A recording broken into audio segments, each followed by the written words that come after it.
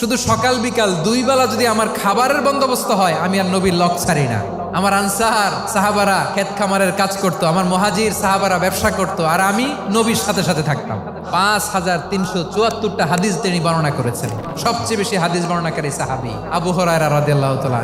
বিড়ালের বাবা কি করতেন? খালি হাদিস মুখস্থ করতেন। হাদিস প্রিজার্ভেশনের কাজে বিশ্বনবী ওনাকে কাজে লাগিয়েছেন। উনি একদিন বলেন, ইয়া রাসূলুল্লাহ আসমাউ মিনকা কাসীরান ফালা আহফাজু। নবী অনেক কথা শুনি, আমার মনে থাকে না। বিষ্ণু বললেন, তাই তোমার চাদরটা বিছাও। আবু হুরায়রা বিছালেন। বিশ্বনবী হাত বুলায় দিলেন। এরপরে অনেক হাদিস বর্ণনা করলেন। আবু হুরায়রা বলে, তারপর থেকে বিশ্বনবী যাই বর্ণনা করে আমি শুনি আর একটাও ভুলি না। এখন সুবহানাল্লাহ। বিশ্বনবী ওনাকে নবীর এই যে লক্ষ্য হাদিস প্রিজার্ভেশনের এই দায়িত্ব দিয়েছেন সাইয়েদনা আবু হুরায়রা রাদিয়াল্লাহু তাআলা।